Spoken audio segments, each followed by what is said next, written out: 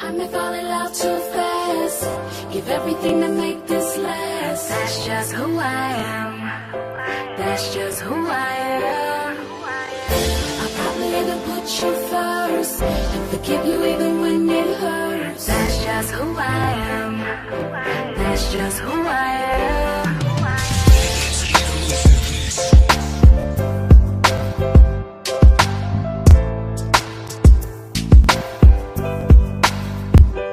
Hey, this is Robert Brown with the Winning with Love webcast, and I just want to welcome you to the series. It's finally here, the Please F Me series. That's right, please F me. I want to F you. I think the world should be F'ing each other. Now I know what you're thinking. It's not that kind of F'ing. I'm talking about forgiveness. We need to learn how to forgive each other because we're just not doing a good job at it. We're not, and I need to learn too. So as we go into this, before we go into this series, which starts right now, we're going to go into a video by the Fanatic called Release and Let Them Go. It's one of the greatest songs that I've heard, and to me, a good message on forgiveness. It basically say, hey, you can't hold that stuff in. You need to release and let it go so you can grow. And that's what we need. We need to continue to be growing. So enjoy the video, and I'll see you back in the teaching session. Let's rock and roll. This is the release to learn how to forgive. Y'all know there needs to be a lot more people up in here. I'ma get them. Hey, I heard they was talking about my lifestyle. They don't like how I'm walking. They told me walk hard like you fresh off the yard. I asked them which yard, now look how I pulled their card. The first fight I ever saw was on the boulevard. Nobody walked off, they took it to their graveyards. Coffins, now we can be dead and hard, but I bet your fan would rather have you alive and softened. Too cool to run, look who you brung. You got your whole town under siege. Don't pull your gun and don't move your tongue, just use your lungs, man, breathe. You know that was no big deal, why make a mountain out of molehill? Before you snap and give dude the business, imagine you giving dude forgiveness. Just relax, relate, release that brother. Take time to see it from the eye of the other. Why would you wanna risk life as if right and wrong could all be solved in a fist fight? Release, release, I'm going and let them go. Release, release, I'm going and let them go. Release, release, I'm going and let them go. And you might find freedom for your own soul. Release. I know it's not easy to forgive and forget. Release. But if you don't, I promise you'll live with regret. Release. Unforgiveness is a prison that you will live in. You can set yourself free if you forgive and relax and release. Maybe you ain't the type to brawl. You the type to hide it all tight inside your skull. Mull it all over like, oh, I should fight, but no. Still, I'd like to smite ball right upside his jaw.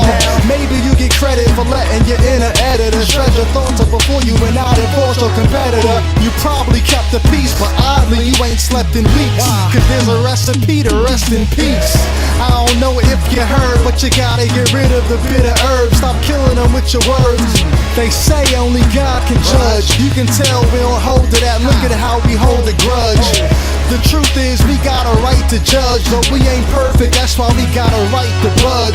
Tonic told us real justice we can trust was not the kind of justice that serves just us. Just relax, relate, release that sister. Do it early while that girlie's still with us. Wish her the best with much success. If nothing less, let her know you let her go. Forgive her. Release, release, I'm going and let them go. Release, release, I'm going and let them go. Release, release, I'm going and let them go. And you might find freedom for your own soul. I know it's not easy to forgive and forget. But if you don't, I promise you'll live with regret. Unforgiveness is a prison that you will live in. You can set yourself free if you forgive and relax and release. I know this is easier said than done, and I ain't preaching as you should be what I never done. This is me and not everyone's situation will be the same. But when faced with an altercation, instead of just placing blame, instead of taking aim, set your flame to simmer. It's okay to be angry, but anger don't equal sinner. And I ain't saying let them get away with murder, but if you eat the beef, then be prepared to eat the burger. And if it gets sloppy, Joe, apologies don't work as well as if they would before somebody got hurt.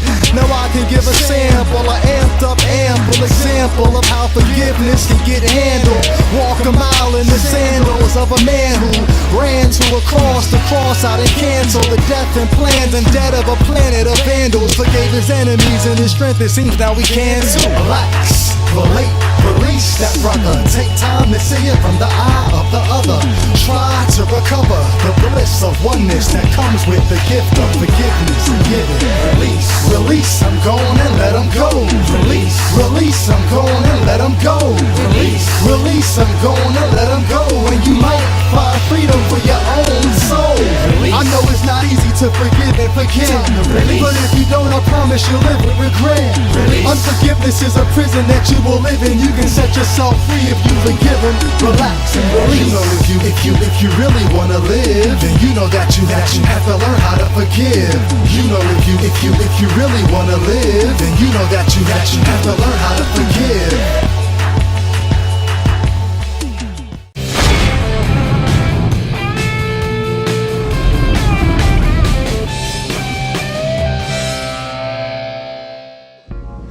We're starting what I believe is going to be a controversial series called Please F Me. There's going to be a book called Please F Me that I'm writing right now. And guess what it's going to be? On the Christian bookshelf, starting. And guess what? It's going to have a Please F Me right at the front. Just to shock them and amaze them, because even Christians have the wrong thinking when they hear the word F you, because we've been conditioned that way. But F you could mean, hey, fool you, forget you. Man, I'm going to get you, frank you. You know, it could be anything.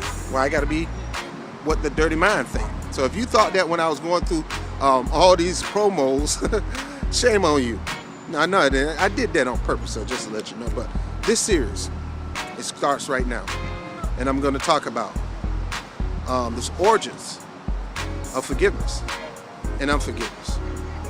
So, I'm going to go ahead and dig into this a little bit. And I think I really need to pray.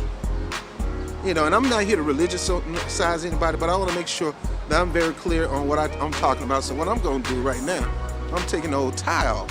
And while I'm doing that, I'm praying, Lord, you know, I need your help in this series, because I don't want to take this lightly. And I want people to get understanding about what I say. I'm going to be pretty simple, pragmatic, and you know something, I don't even know what that word means. It just sounds good. Pragmatic. But we're going to talk about the F me. Please F me.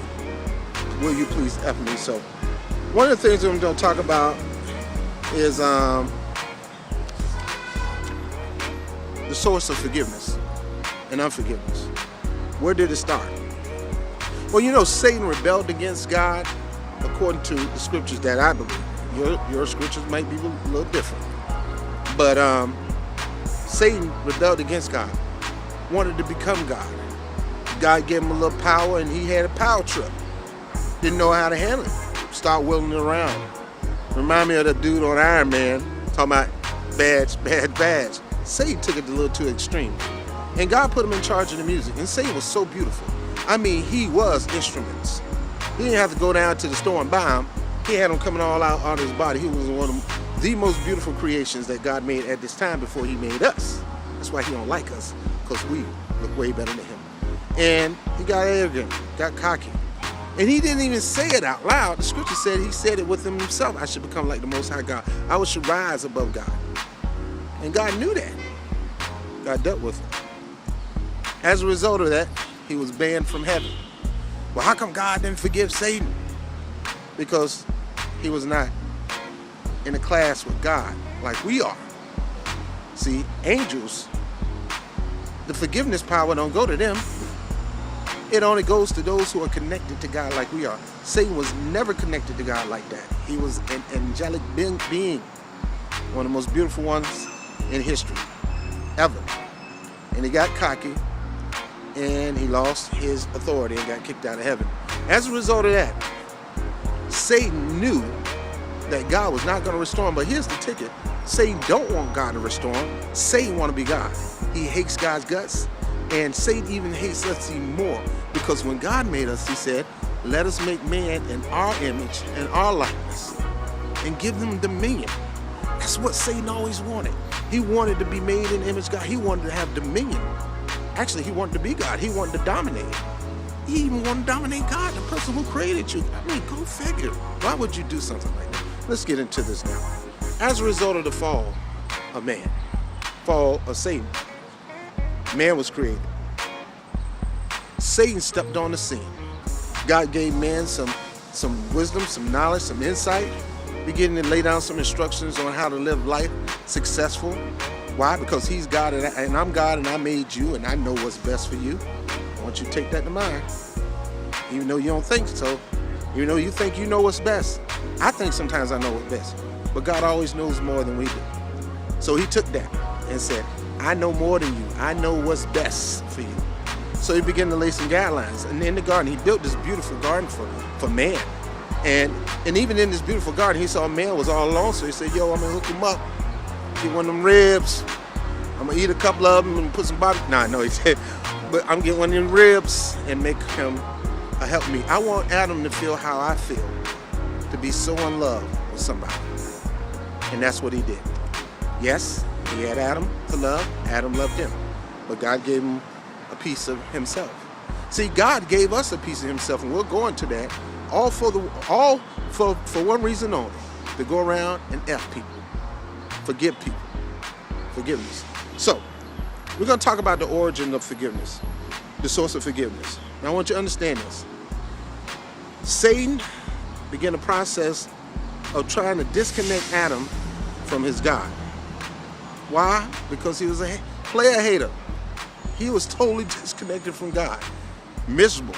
And that's what being disconnected from God. You think you're having fun, but you ain't got God in your life. Certain parts of you are very, very miserable, and you know it. I know it. So, in that, Adam fell. He fell from glory. See, the scripture said all man has fall short of the glory of God. It never said we fall out of the glory of God. It said we fall short of the glory of God. God and Adam was 100% connected. Adam was not naked. Adam had the glory of God. It's not like God say, Adam, I'm going to give you your own glory. Because of their connection, both of them was consumed with the power of God, the glory of God. They were literally connected as one. It's like a father and a son. And when Adam fell, and we're going to go through that part because that's the source of forgiveness and unforgiveness, he lost his glory. Well, I wouldn't say he lost it. Well, he really lost it. But the glory didn't leave him. You know why? Because the glory is God himself. The glory never left Adam.